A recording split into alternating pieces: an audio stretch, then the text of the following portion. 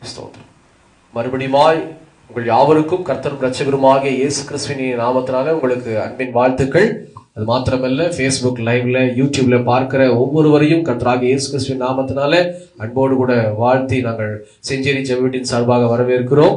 கர்த்தருடைய நாம் மட்டும் பயன்படுவதாக. பாயில் உட்காரலாம்ல, வெளியில் உட்கார்ந்துருக்குறாங்க. ஸ்தோத்திரம். மண்ணாயிரம் உள்ள பேண்ட் எல்லாம் கர்த்தருக்கு ஸ்தோத்திரம். சில நாளிலும் கூட நல்ல நம்ம தேவனை ஆராதித்திருக்கிறோம். கர்த்தருக்கு மகிமை உண்டாக நம்மை தாழ்த்தி இருக்கிறோம். இயேசு ஒருவர் மாத்திரம் மாறாதவராய் இந்த உலகத்தில் இருக்கிறார். அல்லேலூயா. கர்த்தர் நல்லவரும் இரட்சகருமாய் இருக்கிறபடினால இந்த 3வது மாதம் மார்ச் மாதத்தை நம்மை தேவன் காண செய்தாரே, அதுக்காக கர்த்தரை துதித்து ஸ்தோத்தரிக்கிறேன். இது எத்தனை பாக்கியம் இல்ல. 2025 2 மாதங்களை கழித்து 3வது மாதத்துக்குள்ள கர்த்தர் நம்மை நடத்தி கொண்டு வருகிறார். அந்த காரியத்துக்காக உம்மை துதித்து ஆண்டவரை ஸ்தோத்திரம் பண்ணுவோம். கர்த்தருக்கு ஸ்தோத்திரம் உண்டாவதாக. இதோ இந்த பரிசுத்தமான இந்த ஓய்வு நாள் ஆராதனையில தியானித்து நாம் செபித்து கர்த்தருக்குள்ள நம்மை நாமே ஒப்பு கொடுக்கும் போது இறுதியில உங்கள் யாவருக்காகவும் நான் எண்ணெய் பூசி கர்த்தருடைய சமூகத்திலிருந்து இயேசு கிறிஸ்துவின் நாமத்தினாலே உங்களுக்காக செபிப்பேன். கர்த்தர் உங்களை ஆசீர்வதிப்பார். இதனால விசுவாசத்தோடு வசனத்தை நாம் கேட்போம். கர்த்தருடைய நாம் மட்டும் பயன்படுவதாக.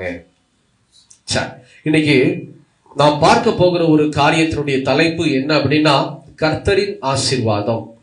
கர்த்தருடைய ஆசீர்வாதம் என்ன, அது எப்படி பெற்றுக்கொள்ளலாம், அது யாருக்கு உண்டாகும் அப்படின்னு சொல்லி நம்ம சுருக்கமா தியானித்து நாம் செபிக்க போகிறோம். எடுத்தவங்க வாசிக்கலாம். நீதிமொழிகளின் புஸ்தகம் 10ஆம் அதிகாரம் 22வது வசனத்தை வாசிக்க கேட்கலாம். நீதிமொழிகள் 10:22.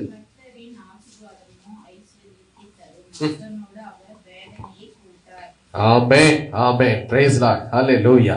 பாருங்க, ஆண்டவருடைய வாக்குத்தத்தம் பாருங்க. கர்த்தரின் ஆசீர்வாதமே ஐஸ்வரியத்தை தரும், அதனோடு அவர் வேதனையை கூட்டார். அப்போ இன்னைக்கு நிறைய காரியங்கள் இந்த வாக்குத்தத்தம் மூலமா தெரிஞ்சுக்கலாம். எது ஆண்டவருடைய ஆசீர்வாதம், எது ஆண்டவருடைய ஆசீர்வாதம் இல்லாம நம்மளா பெற்றுக்கொண்டோம் அப்படிங்கறத எப்படி தெரிஞ்சுக்கலாம்னா, ஒரு ஐஸ்வர்யம் வருதா ஒரு வீட்டுக்குள்ள, பொருளாதாரத்துல நீங்கள் ஆசீர்வதிக்கப்பட்டு உயர்கிறீர்களா, அந்த பொருளாதார ஆசீர்வாத உயர்வுல எந்த வேதனையும் இருக்கக்கூடாது. வேதனை இல்லாத பொருளாதார ஆசீர்வாதம் உங்களுடைய வீட்டுல இருக்குமானால் அது கர்த்தர் உங்களுக்கு கொடுத்த ஒரு ஆசீர்வாதம். ஆனா நீங்கள் பெறுகிற பொருளாதார ஆசீர்வாதத்துல கொஞ்சம் வேதனை இருக்கு அப்படின்னு சொன்னீங்கன்னா, கொஞ்சமோ பெருசோ வர்ற காசு தங்கவே மாட்டேங்குது பிரதர். அல்லேலூயா. நிறைய இடங்கள்ல சொல்லுவாங்க, எங்களுக்காக செவைங்க, கணவர் சம்பாதிக்கிறார், நான் சம்பாதிக்கிறேன், பசங்க சம்பாதிக்கிறாங்க, ஆனா ஒரு காசு வீட்டுல தங்க மாட்டேங்குது. ஒண்ணு மாத்திரைக்கு போயிருது, மருந்துக்கு போயிருது, எக்ஸ்ரேக்கு போயிருது, ஏதோ ஒண்ணு ஆயிருது பிரதர் அப்படின்னு சொல்றவங்களுக்கு நான் சொல்லுகிறேன், அது கர்த்தருடைய ஆசீர்வாதம் அல்ல, நம்ம சுயத்தின்படி சம்பாதிக்கிற ஒரு ஆசீர்வாதம் ஆயிருக்கிறது. சுயம், என் பலன். ஒரு சில பேர் சொல்லுவாங்க, நான் படிச்சேன், நான் படிச்சு நான் முன்னேறினேன், நான் தான், நான் நான் நான். எந்த மனுஷன் நான் சொல்லுகிறானோ கர்த்தர் அந்த மனுஷனை கீழே தள்ளி விடுவார். ஒண்ணும் இல்லாம தகுடுபடி ஆண்டர் மாத்திடுவார். என்னாலதான் இந்த வீடு ரெண்டாகுது சொல்லிட்டாங்களா, முடிஞ்சாங்க. கர்த்தர் கீழே தள்ளி உருட்டி பிரட்டி எடுத்துக்குவார். அப்ப என்னைக்குமே அந்த கர்வம் இருக்கக்கூடாது. எவ்வளவு சம்பாதித்தாலும் மனுஷனுக்கு பலன் இல்லைன்னா சம்பாதிக்க முடியுங்களா சொல்லுங்களேன்? பலன் இல்லாதவங்க நிக்க முடியுமா? அப்ப அந்த பலத்தை கொடுப்பது யார்? நீங்கள் உண்ணுகிற உணவா பலத்தை கொடுக்குது? இல்லவே இல்லை. இன்னைக்கு என்ன உணவு நம்ம சாப்பிடுறோம்? அரிசியில கலப்படம், பருப்புல கலப்படம், எதுலதான் கலப்படம் இல்லாம இருக்கு சொல்லுங்க பாப்போம்? எல்லாவற்றிலும் கலப்படம் இருக்கிறது. அப்போ இந்த காலத்துல நம்ம சாப்பிடுற சாப்பாட்டுல எதுவுமே பலன்னு சொல்லவே முடியாது. அந்த நாட்கள்ல சாப்பிட்டவங்க இன்னைக்கு பலத்தோடு இருக்கிறார்கள். அவங்க வயசுல நம்ம இருப்போமாங்கிறது கேரண்டி இல்லை. ஆமாவா இல்லைங்களா? அல்லேலூயா. அம்மாவை பாருங்க, பல்லெல்லாம் பாத்தீங்களா? காமிச்சிருக்கம்மா, வாய மூடி வச்சுட்டாங்க. பாருங்க, அவங்க ஹார்ட் பேஷண்ட் சொல்றாங்க, ஆனா விறகு தூக்கிட்டு வர்றாங்க. அப்போ பல்ல மூடிட்டாங்கப்பா. நம்ம பல் இப்பவே அப்படியே டான்ஸ் ஆடுது, ஓட்ட விழுகுது. ஆனா அவங்க பல்லு பாருங்க இவ்வளவு ஸ்ட்ராங்கா இருக்கு. அவங்க வயசு என்ன, இப்பதான் விழுகுது, இப்பதான் விழுகு போகுது அப்படின்ற மாதிரி ஸ்டேஜ் எல்லாம் இருக்கும். அப்ப யோசிச்சு பாருங்க, அவங்க முதல்ல அவங்களுடைய ஆகாரம் காட்டிலும் தேவன் நம்ம கொடுக்கிற பலன். ஆண்டவருடைய வேதம் சொல்லுகிறது, நாம் நிற்பதும் நிர்மூலமாகாமல் இருப்பது அவருடைய சுத்த கிருபை என்று சொல்லி. அப்போ அந்த கிருபை என்ன செய்யுது, நம்மை பலப்படுத்துகிறது. ஏப்பா இப்படி விசில் வந்துட்டே இருக்கு? இந்த கிருபை என்ன செய்யுது,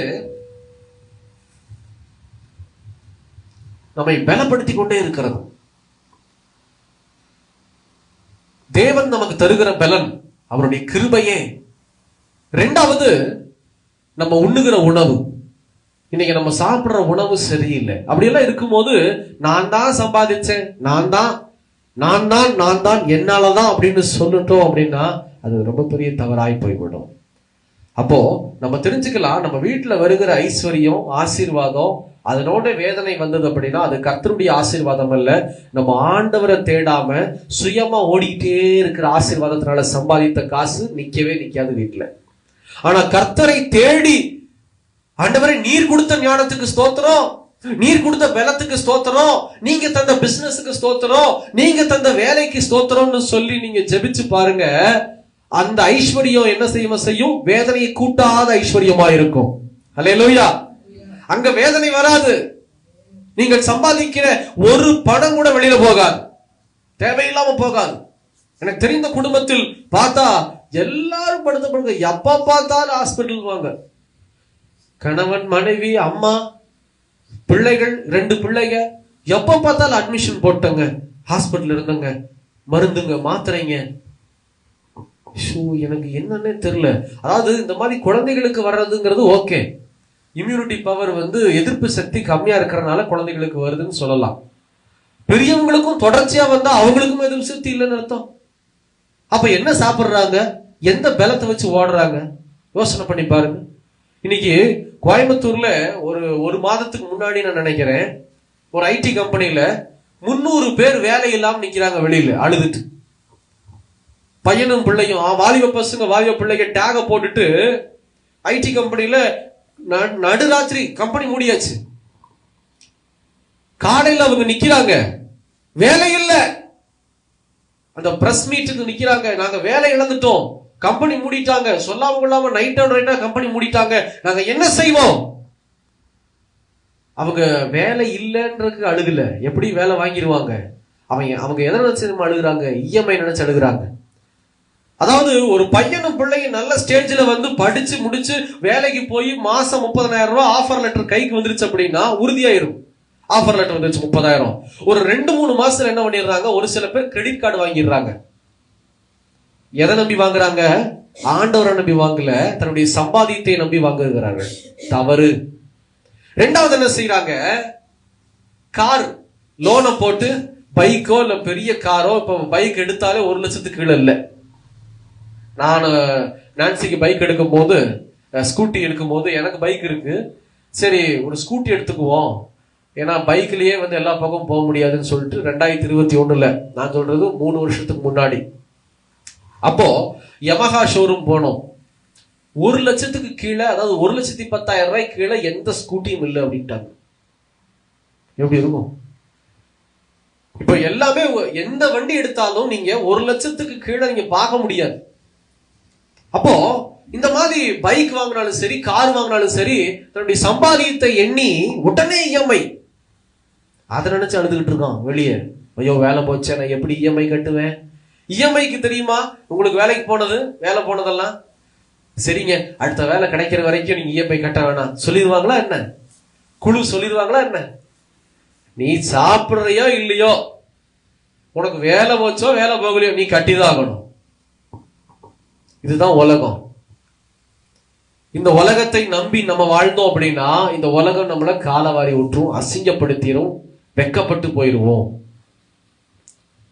வீடு வாங்கிடுவாங்க, உடனே ஒரு பிளாட், உடனே ஒரு வீடு, அபார்ட்மெண்ட்ல கிராண்ட் ஓப்பனிங். 6வது மாசம் 7வது மாசம் வேலை போச்சுன்னா, 1 வருஷம் கழிச்சு வேலை போச்சுன்னா, அதுக்கப்புறம் நிறைய பேர் தூக்கு மாட்டி செத்து போயிருக்காங்க தெரியுங்களா? அந்த பிளாட்ல இஎம்ஐ கட்ட முடியல, அசிங்கமா இருக்குன்னு சொல்லி இறந்து போனவர்கள் ஏகப்பட்ட பேர் இருக்காங்க. இது இந்த மரணம் எல்லாம் எதனால உண்டாகுகிறது அப்படின்னு சொன்னா, இவர்களுக்கு நம்பிக்கை இல்லை. என்ன நம்பிக்கைன்னா, என்னை உருவாக்கின ஒருத்தர் இருக்கிறாரே அப்படின்னு சொல்லு. நம்பிக்கை இல்லாத மனுஷன் தற்கொலை பண்றான், இன்னைக்கு அழுதுகிட்டு இருக்கான். என்னைக்குமே நீங்க தெரிஞ்சுக்குங்க, நீங்க எவ்வளவு உயரத்துக்கு கடந்து போனாலும், உங்க வீட்டுல 10 கோடிய இல்ல 100 கோடிய நீங்க சேர்த்து வச்சிருந்தாலும், அந்த 100 கோடியை நம்பி வாழ்ந்துட்டீங்கன்னா தரித்திரமாய் நீங்களும் நானும் மாறிவிடுவோம். ஒரு நொடி போது என் தேவனுக்கு நம்முடைய எல்லா காரியத்தையும் அழிப்பதற்கு. ஏன்னா அவர் சர்வ வல்லமை உள்ளவர்.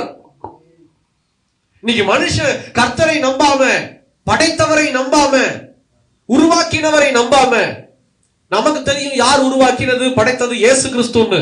நான் சொல்லுகிறேன், இயேசுவை அறியாதவர்கள் ஒருவேளை இந்த வீடியோ பாக்குறீங்கன்னா, உங்களை உருவாக்கிறது ஒருத்தர் இருக்கிறார். அவரையே, அந்த இறைவனையே, பொதுவாக நான் பேசுறேன், இறைவனையே நம்பாதவங்க அழிந்து போவீர்கள். ஒரு சில பேர் பகிரங்கமா கடவுள் இல்ல, கடவுள்னா நீ எப்படி உலகத்துக்கு வந்த, எப்படி உலகத்துக்கு வந்த? தயவு செய்து கொஞ்சம் நீங்க யோசனை பண்ணி பார்க்கணும். கடவுள் இல்ல அப்படிங்கிற அந்த வார்த்தையை சொல்வதற்கு முன்பாக நீங்க யோசித்து செயல்பட வேண்டும்.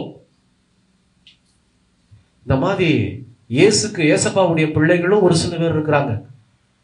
நான் என்னாலதாங்க நான் சம்பாதிக்கலைன்னா என் குடும்பமே போகாது அப்படின்வாங்க. தப்பு. ஆண்டவர் வந்து நிதிமா செய்வார். அப்போ அவங்கள உட்கார வச்சு பிள்ளைகளை எழுப்பிடுவார். அவங்கள அப்படியே கீழே தள்ளி கார்னர் பண்ணி, மூளைக்கு தலைக்கெல்லாம் மூளையில தள்ளி வச்சுட்டு அவங்க கண்ணு முன்னாடியே பிள்ளைகளை எழுப்புவார்.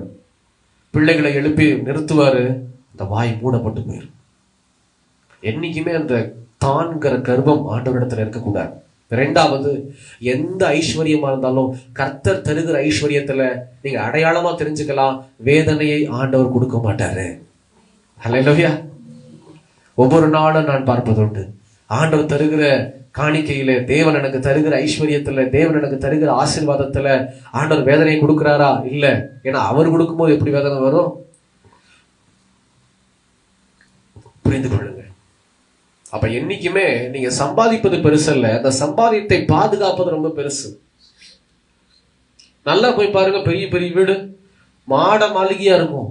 உள்ள போய் பார்த்தீங்கன்னா தான் தெரியும் அவங்க எத்தனை கஷ்டத்துல வேதனையில் இருக்காங்கன்னு. தெரியுங்களா?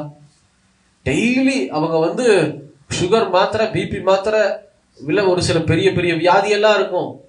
இன்சூரன்ஸை போட்டுக்கிட்டு லட்சக்கணக்கு செலவு பண்ணிட்டு உட்காந்துருப்பாங்க. உள்ள நிம்மதியே இருக்காது, மேட்டர் இருக்காது. ஹல்லேலூயா. ஆனா நம்ம வீடு சின்ன வீடா இருக்கும், ஆனா அங்க என்ன நடக்குது? ஆசீர்வாதம் இருக்கு. ஆனா நம்ம என்ன பண்ணிடுறோம்? எத்தனை நாள் தான் இதே வீட்டுல இருக்கிறதா? போயிடுறீங்களா? அந்த வியாதி வீட்டுக்கு போயிடுறீங்களா? சொல்லுங்க, அனுப்பிச்சுட்டலாம் பேக் பண்ணி ஒவ்வொருத்தரையும். என்னைக்குமே ஏசப்பா இருக்கிற வீடு தாங்க ஆசீர்வாதம் உள்ள வீடு. அது மாளிகையா இருக்கலாம், குடிசையா இருக்கலாம், தேவன் உங்களுக்கு வேதனையை கொடுக்க மாட்டார். கர்த்தருக்கு தருகிற ஆசீர்வாதத்தை நீங்கள் எதிர்பார்க்க வேண்டும். என்னைக்குமே நீங்க உங்க சம்பாதியத்துல கர்த்தரை மகிமைப்படுத்துங்கள். உங்களுடைய பிசினஸ்ல தேவனை மகிமைப்படுத்துங்க. இந்த ஒரு சில பேருடைய பிசினஸ் ஏன் ஆசீர்வாதமா இல்லைன்னா, தேவனை நீங்கள் மகிமைப்படுத்த வேணும். எப்படிங்க மகிமைப்படுத்துறது? ஆண்டவருக்கு ஏதாவது கொடுக்கணுமா? இல்ல. ஆண்டவர் வந்து, அதாவது ஏசப்பாவை அறியாதவங்க தான் என்ன செய்வாங்க அப்படின்னா, அவருக்கு ஏதாவது நம்ம செய்யலாமா, ஆலயத்தை கொடுத்துடலாமா அப்படின்னு சொல்லுவாங்க. நான் கொடுப்பது ஓகே, கொடுப்பது நல்ல காரியம்தான், வேண்டான்னு நான் சொல்லல. ஆனா கொடுப்பதை காட்டிலும் நீங்கள் வாழ்ந்து காட்ட வேண்டும் கிறிஸ்துவுக்காக. ஹல்லேலூயா. கொடுத்துட்டு யாரு வேணா கொடுத்துட்டு போயிடலாம், இல்லாதவங்களும் கொடுக்கலாம், இருக்கிறவங்களும் கொடுக்கலாம். ஆனா வாழ்ந்து காமிக்கணும். ஆண்டவர் சொல்றார், நீ சாட்சியா இருக்கிறாயா சகல ஜனங்களுக்கு முன்னாடி? நீ கிறிஸ்தவன் என்கிற சாட்சியை பெறுகிறாயா? ஹல்லேலூயா. கோடிகளை சம்பாதிப்பது பெரிதல்ல, லட்சங்களை சம்பாதிப்பது பெரிதல்ல. அவருடைய நாமம் மகிழ்படணும். அவங்க சொல்லணும், இந்த பிரதர் வந்து ஏசப்பாவுடைய பையன், இந்த சிஸ்டர் ஏசப்பாவுடைய பிள்ளை, இந்த குடும்பம் ஏசப்பாவுடைய குடும்பம். இதுதான் சாட்சி.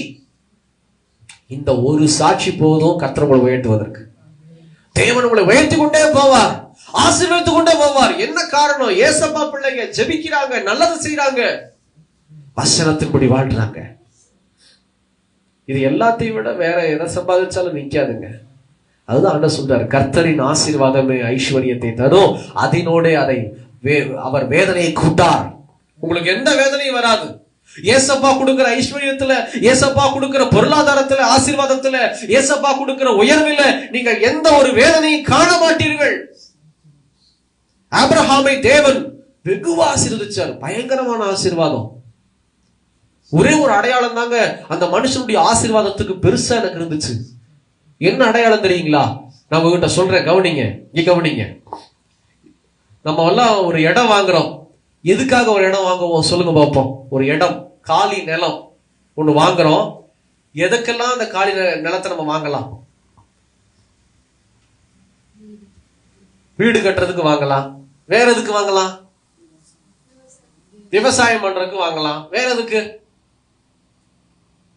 பர்சனலா நான் சொல்றேன், பர்சனலா சொல்லுங்க. வாங்கி விற்கலாம். ஓகே, பிசினஸ் மைண்ட் வருது. அடுத்தது வேற எதுக்கெல்லாம் வாங்கலாம்? குடோன் வைக்கிறதுக்கு வாங்கலாம். நம்முடைய ஃபேக்டரி ஏதாவது பிசினஸுக்காக வாங்கலாம், இல்லையா? ஆனா இங்க ஆபிரகாம்ங்கிறவரு ஒரு நிலத்தை வாங்கியிருக்கிறாரு. எதுக்கு தெரியுமா? கல்ற கட்டுறதுக்கு, தன்னுடைய பர்சனல் லைஃபுக்கு. அதாவது ஒரு பாஸ்டர் கல்ற வாங்குறது ஓகே. இப்ப பெந்தகோஸ்தே பாஸ்டர்கள் திருப்பூர் டிஸ்ட்ரிக்ட் கலெக்டரை பார்த்து ஒரு 3 பாஸ்டர் 4 பாஸ்டர் சேர்ந்துக்கிறாங்க. 1 ஏக்கர் 2 ஏக்கர் வாங்குறாங்க.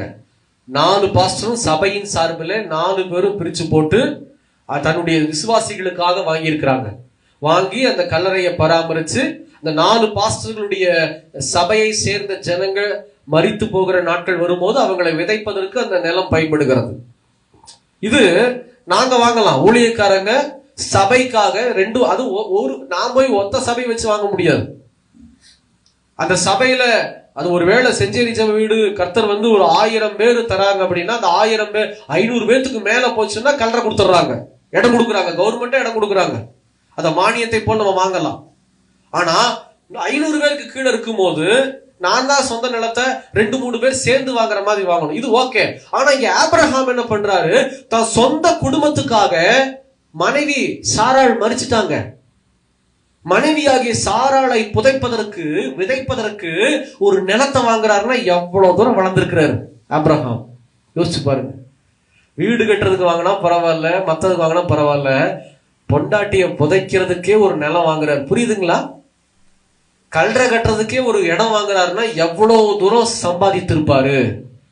எப்படி நான் சொல்றேன் அப்படின்னா உங்களுக்கு புரியுற மாதிரி ஒரு பிரைவேட் ஜெட்டு ஒரு சில பேர் வாங்கியிருப்பாங்க, தனக்குன்னே ஒரு ஃபிளைட்.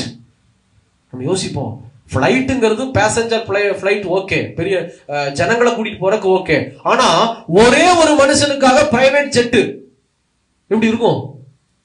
நிறைய ஆக்டர்ஸ் கூட வச்சிருக்காங்க இப்போ, இல்லையா? ரீசெண்டா நிறைய பேர் பிரைவேட்டா அவங்க ஃபிளைட் வாங்கிட்டாங்க, ஜெட் வாங்கிட்டாங்க. டக்கு டக்குன்னு பிரயாணம் பண்றதுக்கு ஒருத்தர் தான் ஜெட்ல போவாங்க, அவங்க மட்டும்தான். அத்தனை கோடி செலவு பண்ணி அப்படியே அப்பா நம்ம கார் வாங்குற மாதிரி ஜெட் வாங்கி வச்சிருக்காங்கப்பா. அந்த மாதிரி ஆபிரகாம் அந்த நாட்கள்லயே தன் மனைவிக்காக நிலத்தை வாங்குற அளவுக்கு தேவன் ஆபிரகாமை உயர்த்தினார், ஆசீர்வதித்தார். அந்த பொருளாதார ஆசீர்வாதத்துல ஆபிரகாமுக்கு ஒரு வேதனையும் ஆண்டவர் கூட்டல. நம்ம பார்வையில குழந்தை பாக்கியம் இல்லைங்கிற வேதனை தான் இருக்கும். அதை என் தேவன் பேசி 75 வயசுல பேசி 99 வயசுல உறுதிப்படுத்தி 100 வயசுல அந்த வேதனையும் இல்லாம தேவன் அந்த மனுஷன் ஆசீர்வதிச்சாரு, ஈசாக்க கொடுத்து. ஒரு வேதனையும் ஆண்டவர் ஆபிரகாமுக்கு கூட்டவில்லை. ஏன்னா தேவன் தந்த ஆசீர்வாதத்துல வாழ்ந்தார் ஆபிரகாம். பயங்கரமான ஆசீர்வாதம், கொஞ்ச நஞ்ச ஆசீர்வாதம் இல்ல. இன்னைக்கு நம்ம வாழ்கிற பிரைம் மினிஸ்டரை விட அதிகமான ஆசீர்வாதத்தை ஆபிரகாமுக்கு என் தேவன் நாட்களை கொடுத்திருந்தார். பாதுகாப்பை கொடுத்திருந்தார், வியாதி இல்லாத நாட்களை கொடுத்திருந்தார், பலவீனமற்ற நாட்களை கொடுத்திருந்தார். அபரிவிதமான ஆசீர்வாதம், அபரிவிதமான ஆசீர்வாதம். இதுதான் கர்த்தருடைய ஆசீர்வாதம். இந்த ஆசீர்வாதம் எத்தனை பேருக்கு வேணும்? எத்தனை பேருக்கு வேணும்? கைகளை தூக்குங்க பார்ப்போம். நல்லா தூக்கிருங்க. அல்லேலூயா, சோத்ரம். இந்த ஆசீர்வாதம் தாங்க நிலையானது. திடீர்னு ஒரு 10 லட்சத்தை வாங்கி வீட்டுக்குள்ள வச்சுட்டு ஊருக்கு போயிருவீங்களா? எஸ் சார், சிஸ்டர் சொல்லுங்க. 10 லட்சம் உள்ள இருக்குது. நம்முடைய மனசெல்லாம் என்ன பண்ணோம்? பட்டக்கு பட்டக்கு இங்கேயே அடிச்சுக்குவோம். செக்யூரிட்டி கேமரா போட்டு நைட்டெல்லாம் தூங்கும். கேமரா வச்சுட்டு வாட்ச்மேனை வச்சுட்டு நாயை வச்சுட்டு போனாலும் நைட்டு தூக்கம் வராது. ஐயோ, நாய்க்கு தூக்க மாத்திரை கொடுத்து வாட்ச்மேனை கரெக்ட் பண்ணி கேமராவை உடைச்சு. எங்க உடுப்பேட்டில் ஒரு சம்பவம் நடந்துச்சு போன மாசம். நான் ஒரு ஜெபத்துக்கு போயிருந்தேன். அவங்க சொன்னாங்க, பெரிய பங்களா, அந்த ஏரியாவில் 10 வருஷமா திருடே போகல. என்னைக்கு அவங்க ஊருக்கு போனாங்களோ திருடு போயிடுச்சு. அவ்வளோ பெரிய பங்களாமா. நடுராத்திரி திருடங்க உள்ள நுழைஞ்சு கேமரா, அங்கங்க சிசிடிவி கேமரா இருக்கு, கழுத்து திருகின மாதிரி கேமராவை திருகி விட்டுருக்காங்க. கேமராவை தான் முதல்ல அடிச்சு உடைச்சு உள்ள புகுந்து 45 பவுன் நகையும் 1 லட்சத்துக்கு மேல தொகையும் எடுத்துட்டு போயிட்டாங்க. அவங்க அடிச்சுக்கிறாங்க, இத்தனை நாள் போகல, இன்னைக்கு போயிடுச்சு அப்படின்னு. அப்ப என்ன வச்சிருந்தாலும் காணாம போயிடும். ஆனா தேவன் தருகிற ஆசீர்வாதம் என்ன தெரியுமா? அன்றாட கொடுக்குற ஆசீர்வாதம். அதை யாராவது எடுத்துட்டு போக முடியுமா என்ன? உள்ள வந்தாலும் வாங்க வாங்க, இவ்வளவுதான் கிட்ட இருக்கு, வேணும் எடுத்துட்டு போயிட்டே இருங்க சொல்லலாம். நம்ம தைரியமா சொல்லலாம், இவ்வளவுதான் கிட்ட இருக்குது, என்னத்த பண்ணீங்க தர போய், நாளைக்கு எனக்கு தேவை 1 லட்சம். ஆனா ஆண்டவர் எனக்கு தருவாரு. டைரக்டா உங்களுக்கு டிரான்சாக்சன் வந்து ஓடிடும். அது உங்களை ஆபத்துக்குள்ள தள்ளாது. நீங்கள் சேர்த்து வைப்பது உங்களை ஆபத்துக்குள் தள்ளிவிடும். இன்னைக்கு அதாவது செயினை பிடிச்சிட்டு இழுத்துட்டு பைக்ல போக போக பயமா இருக்குது.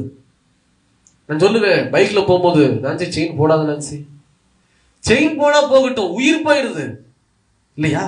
அப்போ கர்த்தர் நமக்கு தருகிற ஐஸ்வர்யம், ஆசீர்வாதம், வேதனை இல்லாத ஆசீர்வாதம், பயம் இல்லாத ஆசீர்வாதத்தை என் தேவன் கொடுக்க விரும்புகிறார்.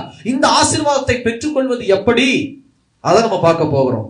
இந்த ஆசீர்வாதம் ஏன் இவ்வளவு தூரம் ஆழமா நடத்தி இருக்கிறேன்னா, இது தேவன் தருகிற ஆசீர்வாதம். இதை நாம் எப்படி பெற்றுக்கொள்ளலாம் அப்படின்னு சொன்னா, சும்மா பெற முடியாது. எப்படி பெறலாம்? மத்தேயு எழுதின சுவிசேஷம் 6ஆம் அதிகாரம் 33ஆம் வசனத்தை வாசிக்க கேட்கலாம்.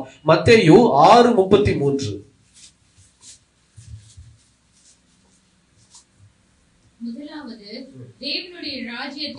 முதலாவது தேவனுடைய ராஜ்யத்தையும் அவருடைய நீதியையும் தேடுங்கள், அப்பொழுது இவைகளெல்லாம் உங்களுக்கு கூட கொடுக்கப்படும். எவைகளெல்லாம் உங்களுக்கு கூட கொடுக்கப்படும்னா, இதுக்கு மேல ஒரு சில வசனங்கள் ஆண்டவர் காமிச்சிருக்கிறாரு. என்னன்னா, தேவைகள் எல்லாத்தையும் நான் சந்திப்பேன். என் மகனே, என் மகளே, உனக்கு என்ன தேவையோ, உன் பிசினஸுக்கு, வேலைக்கு, ஊழியத்துக்கு, உன் பர்சனல் லைஃபுக்கு என்னென்ன தேவையோ, எனக்கு ட்ரெஸ் வேணும் ஆண்டவரே, ஷூ வேணும் ஆண்டவரே கேக்குறீங்களா, வாட்ச் வேணும் ஆண்டவரே, எனக்கு ஒண்ணுமே இல்லப்பா, நல்ல ட்ரெஸ் வேணும் இருக்கு. ஆனா 2 விதமான கேட்டகரி வச்சிருப்போம் ட்ரெஸ்ல இல்லையா? லோக்கல்ல ஒரு ட்ரெஸ் போடுறதுக்கு வச்சிருப்போம், எங்கேயாச்சும் நல்ல ஃபங்க்ஷனுக்கு போடுறதுக்கு ஒரு ட்ரெஸ் வச்சிருப்போம். அப்ப ஃபங்க்ஷனுக்கு போடுறதுக்கு ட்ரெஸ்ஸே இல்லை சப்பா, ஒரு சில பேர் கேட்பாங்க. ரொட்டீனுக்கு போடுறதுக்கு எல்லாமே மங்கி போச்சு, சாயம் போச்சு, எனக்கு நல்ல ட்ரெஸ் வேணும் ஏசப்பா நீங்க கேக்குறீங்களா? ஆண்டவர் அதை தான் சொல்றாரு, இவைகள் எல்லாம் கூட கொடுக்கப்படும். அவருக்கெல்லாம் அது எப்படி இருக்குன்னா, ஆண்டவருக்கு முன்னாடி கொசுறு கருவேப்பில் கொத்தமல்லி கொடுக்குற மாதிரி இல்லையா? ஒரு 100 ரூபா 150 ரூபாய்க்கு மேல நீங்க ஜாமானம் வாங்கினீங்கன்னா என்ன செய்வாங்க? கொத்தமல்லி தலையும் கருவேப்பிலையும் இலவசமா கொடுப்பாங்க. நமக்கு அதுதான் பெருசா தெரியும். பாத்துருக்கீங்களா? 250 ரூபாய்க்கு வாங்குற பொருள் பெருசா தெரியாது. கொத்தமல்லி தலை கருவேப்பிலாம் கொடுத்துருக்காங்கப்பா, இங்கதான்ப்பா வரணும். இதை வச்சே ஒரு சில பேர் பிசினஸ் ட்ரிக் பண்ணிட்டு இருக்கிறாங்கல்ல. அப்போ ஆண்டவன் சொல்றாரு, கூட கொடுக்கப்படும். நீங்கள் விரும்புகிறதை என் தேவன் கொடுப்பார், நீங்க எதிர்பார்ப்பதை என் தேவன் கொடுப்பார். நீங்க எதை கேட்கிறீர்களோ அதை கண்டிப்பாக கொடுப்பார். ஆனா என்ன செய்யணும் அப்படின்னா, முதலாவது தேவனுடைய ராஜ்யத்தை நீதியும் தேடுங்கள், அப்பொழுது இவைகள் எல்லாம் கூட கொடுக்கப்படும். சரி, தேவ ராஜ்யம் என்ன, நீதினா என்ன? உங்களுக்கு தெரிஞ்சது சொல்லுங்க. தேவ ராஜ்யம் நீதி என்பது என்ன?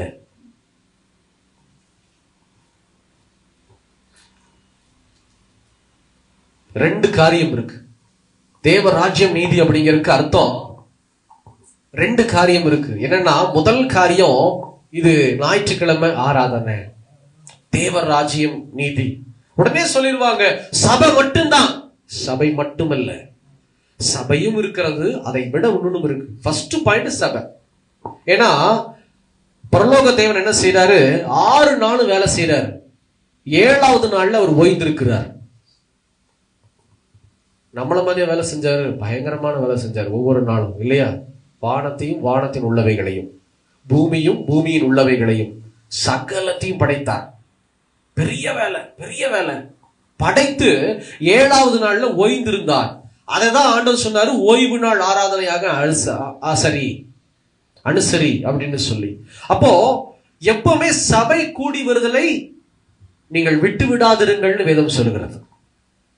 முதல்ல நம்ம நினைச்சிட்டு இருக்கிறோம் இந்த 7வது நாள் ஆசீர்வாதம், அல்லேலூயா, 7வது நாள் ஆசீர்வாதம் தேவனை தேடுகிற அனுபவத்துக்குள்ள வரணும். முதல்ல ஆண்டவருக்கு நீங்க இடம் கொடுக்கணும். ஒரு சில இடங்கள்ல சாயந்தரம் சபை வைப்பாங்க, அது சரியா வராது, நல்லா இருக்காது. நம்ம கூடாரத்திலேயே சாயந்தரம் சபை முதல்ல வச்சிருந்தோம்ல, எப்படி இருந்தது?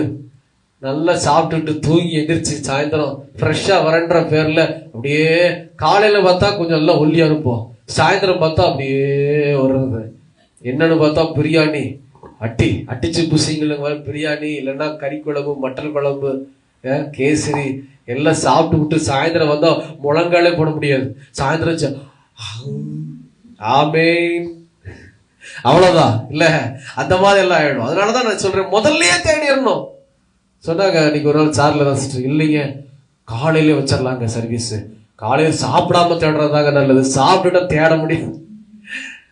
இன்னும் இந்த வார்த்தை எனக்கு காதுக்குள்ள போயிட்டு இருக்குது. அப்பவே நினைச்சேன், ஓஹோ இதுல இந்த விஷயம் இருக்குதா, காலையிலே வச்சிருவோம், வர்றவங்க வரட்டும். அப்போ எப்பவுமே முதலிடம் ஆண்டவருக்கு கொடுத்துடணும். முதல்ல ஆண்டவர் தேடிடணும். ஆண்டவர் சொன்னார், என்ன முதல்ல தேடு, தேவ ராஜ்யமாகிய சுவிசேஷத்துக்குள்ள வா. ஏன் சபைக்கு வர வேண்டும் அப்படின்னா, சபையில நாம் என்ன செய்கிறோம்? கூடி துதிக்கிறோம். வீட்டுல நீங்க துதிக்கிறத காட்டிலும் சபையில எல்லாரும் சேர்ந்து துதிக்கும் போது வல்லமை ஜாஸ்தி, தெரியுமா? வல்லமை ஜாஸ்தி, மகிமை ஜாஸ்தி. அதை விட வல்லமை, கர்த்தருடைய வல்லமை, கட்டுகளை உடைக்கிற வல்லமை, பிசாச அடிச்சு விரட்டுற வல்லமை, எல்லாரும் சேர்ந்து ஆராதிக்கும் போது பயங்கரமா இருக்கும், கொழுந்து விட்டு எரியும். அதுக்குதான் சபைக்கு வர சொல்றாரு ஆண்டவர். ரெண்டாவது என்ன காரியம்னா, சேர்ந்து ஜெபிக்கும் போது மகிமை உண்டாகும். கர்த்தருடைய மகிமை நம்ம மேல உதிக்கும் சேர்ந்து ஜெபிக்கும் போது. நீங்க சோர்வா இருப்பீங்க, ஆனா ஜெபம் பண்ணும் போது உங்க ஜெபம் மாறிடும், சோர்வு ஆண்டவர் மாத்திடுவார். மூணாவது கர்த்தருடைய வார்த்தை. இப்ப பிரசங்க கேக்குறீங்கல்ல, உங்களை புடமிடும். என்ன புடமிடுன்னா, எதுல குறையா இருக்கீங்க அப்படிங்கறத பார்த்து உங்களை நிறைவுபடுத்துவார் ஆண்டவர். தட்டி கொடுப்பாரு, தேற்றுவாரு, பதில் தருவாரு, அழாதன்னு சொல்லுவாரு. உங்களுக்கு உண்டான சகலம் அந்த வார்த்தையில கிடைச்சிரும். அதனாலதான் ஆண்டவர் சொல்றாரு, முதல்ல நீ இங்க வா, நீ தேடுறத நான் உனக்கு கொடுப்பேன், நீ கேட்கறத உனக்கு நான் கொடுப்பேன். இதுதான் முதல் ஆசீர்வாதம். இதுலயே ரெண்டாவது பாயிண்ட் என்னன்னா, தேவனுடைய ராஜ்யம் நீதி என்பது சபையில மாத்திரமல்ல, நீங்க வாழ்ற இடத்திலும் இருக்கு. எப்படின்னா, எந்திரிச்சோன்னு ஒரு நாளை துவக்கும் போது நீங்க ஜெபத்தோடு வேத வாசிப்போடு நீங்க துவக்கிறது ரொம்ப ஆசீர்வாதம். எந்திரிச்சோன்னு நீங்க முழங்கால் போட்டு மணிக்கணக்கான உங்களால ஜெபிக்க முடியாது. எப்படி ஜெபிக்கலாம் அப்படின்னா, எந்திரிச்ச உடனேயே ஆண்டவரே இந்த நாள் கொடுத்ததுக்காக ஸ்தோத்திரம், இந்த நாள்ல கண் விழித்து எல்லாத்தையும் பார்க்க செஞ்சீங்களே உமக்கு ஸ்தோத்திரம் அப்படின்னு சொல்லி அவரை பிரைஸ் பண்ணி துதிச்சு ஸ்தோத்திரம் மட்டும் பண்ணுங்க. ஸ்தோத்திரம் பண்ணிட்டு அதுக்கப்புறமா பைபிளை வாசிங்க. வசனத்தை வாசிச்சு தியானிச்சு நீங்க ஒப்பு கொடுத்து ஜெபிக்கும் போது கர்த்தருடைய மகிமை உங்க கூடாரத்தை மூடும். தேவன் உங்களுடைய வீட்டை மூடுவார், வாசஸ்தலத்தை உறுதிப்படுத்துவார், தாழ்பாள்களை உறுதிப்படுத்துவார். அந்த இடத்துல என்னதையுமாகும், வேதனையை ஆண்டவர் கூட்ட மாட்டாரு. ஆசீர்வாதம், ஆசீர்வாதம். தேவ பிள்ளைகளே, நீங்கள் பிரியமான சகோதரனே சகோதரியே, நீங்கள் அறிந்து கொள்ளுங்கள், இதுதான் முதலாவது தேவனுடைய ராஜ்யத்தையும் நீதியும் தேடுகிற அனுபவம்.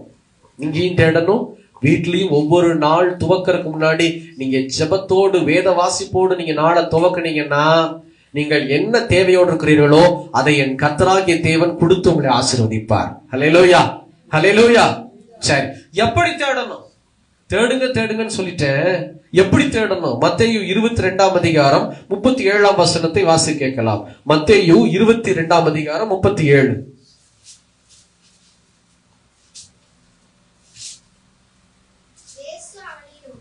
இயேசு அவனை நோக்கி, உன் முழு இருதயத்தோடும் உன் முழு ஆத்துமாவோடும் உன் முழு மனதோடும் அன்பு கூறுவாயாக.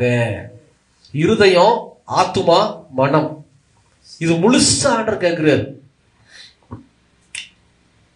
ஆண்டவர் உங்களுக்கு கொடுத்த செல்வத்துல முழுசா கேட்கிறாரா? அவர்கிட்டே நிறைய இருக்கு.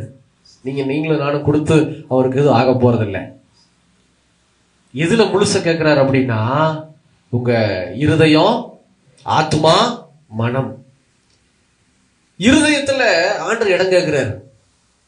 எனக்கு முழுசா இருதயத்துல இடம் கொடு, மனசுல இடம் கொடு. ஆத்மா வந்து ஏன் கேட்கறாரு தெரியுமா? இங்க பாருங்க, கவனிங்க. ஒரு சில பேர் பார்த்தா அப்படியே உட்கார்ந்துருப்பாங்க. இவன் கவனிக்கிறா, அப்பப்போ டக்கு டக்குன்னு கேள்வி பார்ப்பேன். ஆனா பிசிக்கலி பிரசன்ட், மென்டலி ஆப்சன்ட். உடம்பு இங்க இருக்கும், எண்ணங்கள் வேற எங்கேயோ போயிருக்கும். அப்பா, நான் அதை வந்து பண்ணிருக்கேன்ல, படிக்கும் போதும் சரி, சர்ச்சிலையும் சரி, யாராவது பார்த்தாங்கன்னா அப்படி கேள்வி கேட்டா மாட்டிக்குவேன். அப்போ இந்த ஆத்மாவை கூட ஆண்டவர் என்ன சொல்றாரு? ஆத்மா வந்து இப்படி உட்கார்ந்துக்கிட்டு தலையாட்டுறதெல்லாம் வேணாம், முழுசா எனக்கு தான். இன்னொரு பக்கம் ஜெபிக்கும் போது பார்த்தா இந்த 2 பிள்ளைகளை வச்சிருக்கிறாங்களா, அவங்க 2 பேரும் கூட கொஞ்சம் பெருசாயிட்டாங்க. உங்களுக்கு பிரச்சனை இல்லை, இவங்களுக்கு தான் பிரச்சனை. என்ன பிரச்சனை அப்படின்னா, உங்களுக்கும் பிரச்சனை இருக்காதுன்னு நான் நினைக்கிறேன். இல்லைங்க, வந்து பார்த்தா தெரியுங்கிறீங்களா? இவங்களுக்கு என்ன பிரச்சனை வரும்? காலேஜ் ஜோம் பண்ண சொல்லியிருக்காரா? சோத்திரம் சோத்திரம் சோத்திரம் சோத்திரம் சோத்திரம். எங்கடா போற? சோத்திரம் சோத்திரம். ஏய், நீ எங்க போற? 2 வாள். இங்க ஒருத்தன் போவான், அங்க ஒண்ணு போகும். எங்க முழு இருதயம் வருது? ஆனா ஆண்டவர் என்ன சொல்றாரு? நான் உன்னை ஆசீர்வதிக்கணும்னா உன் இருதயம் முழுசா எனக்கு வேணும். சோத்திரம் ஆண்டவரே.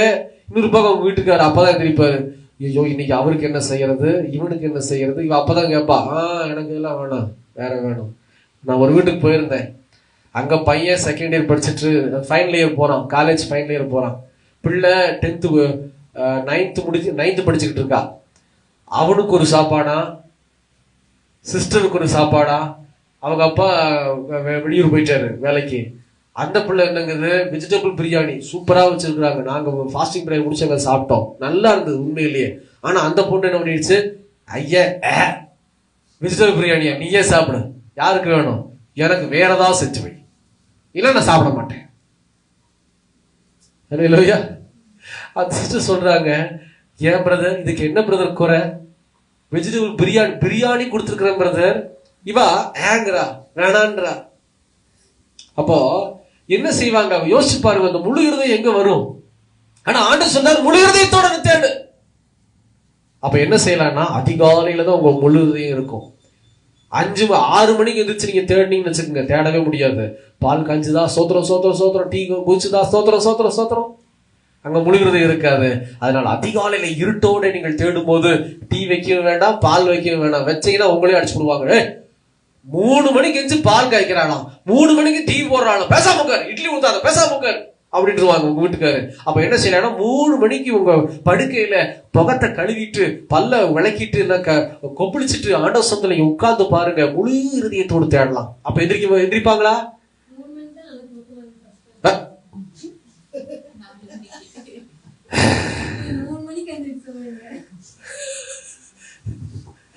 சோத்திர ஆண்டவரு, சங்கடமே படாம திருடனும் அப்படித்தானே வர்றான். தூங்குங்க தூங்குங்க எஸ்தர் சார், 3 மணிக்கு உங்க போட்டோ எடுத்து போடுறேன். திருட வர்றான் 3 மணிக்கு. அவன்கிட்ட பதில் சொல்லுங்க, நான் அப்ப முடிக்க மாட்டேன். அப்போ 4 மணிக்காவது, அதுவும் வேணான்ட்டாங்க, 5 மணிட்டாங்க டைரக்டா. அப்போ அந்த பிள்ளைகள் எழும்புறதுக்கு முன்னாடி உங்களுக்கு ஒரு டைம் தெரியும். இந்த டைமுக்கு பிள்ளைங்க எழுந்திருவாங்க, கணவர் எழுந்திருச்சிருவாரு அப்படின்னு. இந்த டைம்ல நான் வேலை ஆரம்பிச்சாதான் கரெக்டா ஓடுன்னு உங்களுக்கு ஷெட்யூல் தெரியும். அப்ப அதுக்கு 1 மணி நேரத்துக்கு முன்னாடி நீங்க ஜெபத்துல ஆயத்தமானீங்கன்னா முழு இருதயம், முழு பலன், முழு ஆத்மா, முழு மனம் இருக்கும். அந்த முழுமை ஆண்டர் கொடுக்கும் போது என்ன நடக்குது தெரியுமா? ஏன் இந்த முழுமை ஆண்டர் கேட்கிறாரு அதை நம்ம தெரிஞ்சுக்கணும்ல. சும்மா ஆண்டர் நம்ம கிட்ட முழுமையை கேட்கல. ஏன் அப்படின்னு சொல்லி பார்த்தா, எரேமியா 29ஆம் அதிகாரம் 13ஆம் வசனம். எரேமியா 29ஆம் அதிகாரம் 13ஆம் வசனம்.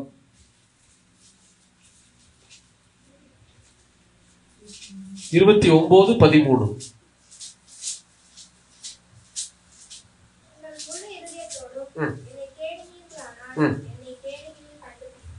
கண்டுபிடிப்பீர்கள். ஆண்டவர் சொல்றாரு, உங்க முழு இருதயத்தோட தேடினீங்கன்னா வானங்களையும் பூமியும் படைத்த என்ன நீங்க கண்டுபிடிப்பீங்க? ஹல்லேலூயா. நீங்க பாப்பீங்களாம். ஆண்டவரை பார்ப்பதற்கு ஒரு வழி. என்ன வழி தெரியுமா? நாம் தேவனை முழு இருதயத்தோடு தேடும் போது அவரை நாம் கண்டுபிடிப்போம், அவரை நாம் பார்ப்போம். பிரியமான ஜனமே, இன்னைக்கு ஒரு ஊழியக்காரரை நம்ம கெஸ்டா கூப்பிட்டோம்னா அவருக்கு எவ்வளவு கொடுக்கணும் தெரியுமா? ஒவ்வொரு ஊழியக்காரருக்கு ஒவ்வொரு பிரைஸ் ரேஞ்ச் மாதிரிலாம் இப்ப இருக்கு இல்லையா? அதுதான் உண்மை. ஊழியம் செய்கிறவர்களுக்கு நான் ஒரு நாள் இந்த எழுப்புதல் உபவாச ஜெபம் நடைபெறும் போது, இந்த வருஷம் 1 வருஷம் 2 வருஷம் முடியும் போது நானும் பிரின்ஸ் பாஸ்டரும் பேசிட்டு இருந்தோம். இப்படிப்பட்ட ஒரு தேவ மனிதரை கூப்பிடலாமா அப்படின்னு சொல்லி. அவர் நான் பெயர் சொல்ல விரும்பல. அந்த தேவ மனிதனை நாம் கூப்பிடலாமான்னு சொல்லி பேசும்போது அவர் சொன்னார், பாஸ்டர் என்கிட்ட, பிரதர் இவரை நீங்க கூப்பிடணும்னா ஒரு குறிப்பிட்ட ரூபாய் 50,000க்கு மேல சொன்னார். 50,000க்கு மேல நீங்க காணிக்க கொடுக்கணும். ஃப்ளைட்ல போறதுக்கு வர்றதுக்கு நீங்க தான் செலவு பண்ணணும். அடுத்தது சாப்பாடு செலவு, அப்புறம் தங்குற ஹோட்டல், பெரிய ஹோட்டல் நீங்க புக் பண்ணி தரணும். இவ்வளவு பேக்கேஜ் இருக்கு. யாருக்கு? கர்த்தருடைய ஊழியக்காரர்னு சொல்லுகிற தேவ மனிதனுக்கு. ஹல்லேலூயா. கவனிக்கணும். அப்போ ஒரு ஊழியக்காரரை நீங்கள் கூப்பிடுவது சாதாரணம் அல்ல. ஆமென். உண்மைதானங்க? இப்போ நான் விசிட்டிங் வந்தாலே ஒரு சில பேர் காணிக்கையோட நிற்பாங்க. 10 ரூபாய் என்ன இருக்கோ தங்கிட்ட இருக்கிறத ஊழியக்காரர் கொடுக்கணும். ஒரு சில பேர் என்னை ஒரு நாள் உபவாச ஜெபத்துக்கே வரவானான்ட்டாங்க. 1 மாசம், அடுத்த மாசம் கூப்பிட்டாங்க. மாசம் நடக்கிறது 1 மாசம் நின்று போச்சு. நான் கேட்டேன், ஏன் இந்த 1 மாசம் நிக்கிது? இல்லைங்க, நீங்க அதான் கொடுக்கணும்ல, என்கிட்ட எதுவுமே இல்லாதனால நீங்க உங்களை வரவானான்ட்டேன். அப்ப என்ன அவங்க மைண்ட்ல ஓடுதுன்னா, ஊழியக்காரன் வந்தா கொடுக்கணும், இருந்தா கொடுங்க, இல்லாட்டி கொடுக்கணும்னு அவசியம் அல்ல. தயவு செய்து புரிந்து கொள்ளுங்க, அதை நீங்க தெரிஞ்சுக்கணும். அதுதான் உண்மையுள்ள ஒரு ஊழியக்காரன். நீங்க வந்தா கொடுத்தே ஆகணும்னா டாக்டருக்கும் ஊழியக்காரனுக்கு என்ன வித்தியாசம்? வக்கீலுக்கும் ஊழியக்காரனுக்கு என்ன வித்தியாசம்? புரியுதுங்களா? ஊழியக்காரன் என்பவன் எதுக்குன்னா உங்களுக்கு ஊழியம் செய்வதற்காக, உங்களுக்காக செபிப்பதற்கு. நீங்க இருந்தா கொடுங்க, இல்லாட்டி ஓகே.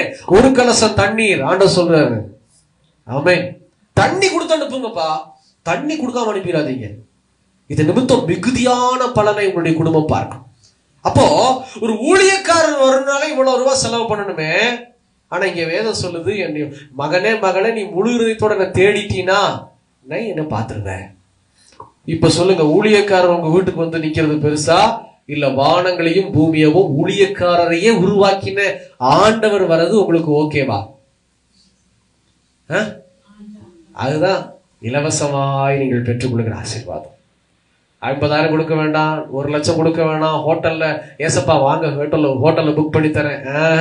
என் ஏசப்பா வந்தாருன்னா உங்களுடைய வீடு மகிமையாய் மாறிவிடும். இலவசமாய் நீங்கள் ஆண்டவரை பார்க்கலாம், தரிசிக்கலாம். பிரியமான ஜனமே, இது நிறைய பேருக்கு தெரிய மாட்டேங்குது. ஊழியக்காரர் வரணும், ஊழியக்காரருக்கு மேல ஒருத்தர் இருக்காருப்பா.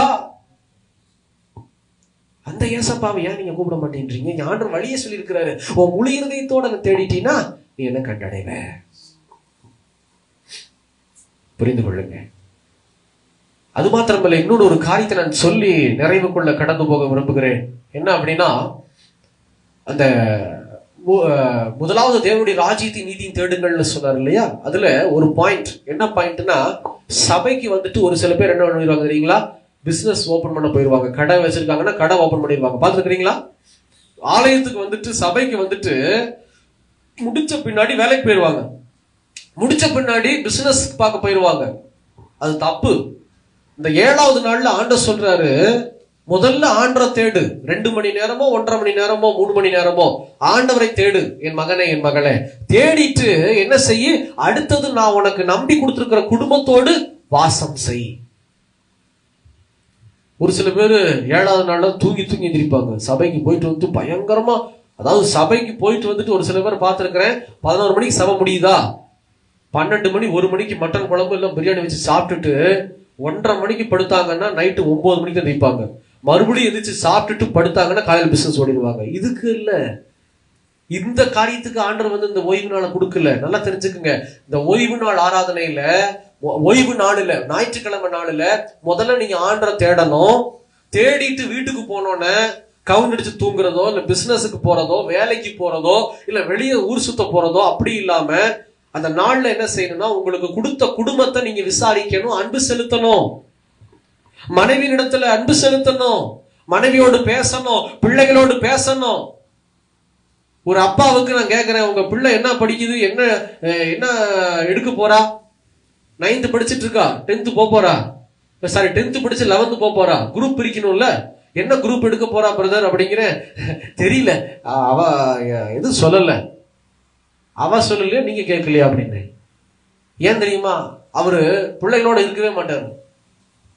6 நாள் வேலை, 7வது நாள் சபையை முடிச்சுட்டு அடுத்தது வேலை, பிசினஸ் ஓடு. அந்த பிள்ளை வளர்ந்து பெருசாகும் போது அப்பா பிள்ளை கவனிக்காது. ஏன் கவனிக்காது அப்படின்னா பாசமே இருக்காது. பாசம் அன்பு பிள்ளைகளிடத்துல தகப்பன் தாய் மேல இருந்தாதானே கவனிக்கும்.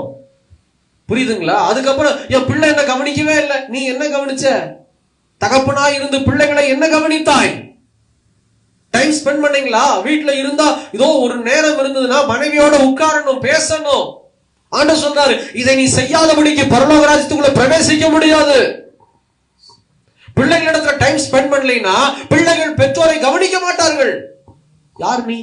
சிம்பிளா யாருப்பா நீ? பெற்றதோட சரி, வேற என்ன செஞ்ச? எங்க அம்மா தான் ஊட்டினாங்க, எங்க அம்மா தான் வந்து எனக்கு ஆறுதல் சொன்னாங்க, எங்க அம்மா தான் வந்து கண்ணீர் துடைச்சாங்க. நீ யாரு? நான் உனக்காக சம்பாதிக்க ஓடுனேனே, சம்பாதிச்சுட்டே தான் இருந்த, வேற தான் எனக்கு செஞ்சியா? சம்பாதியம் மட்டும்தான் ஆண்களுக்கு பெருசா தெரியுது.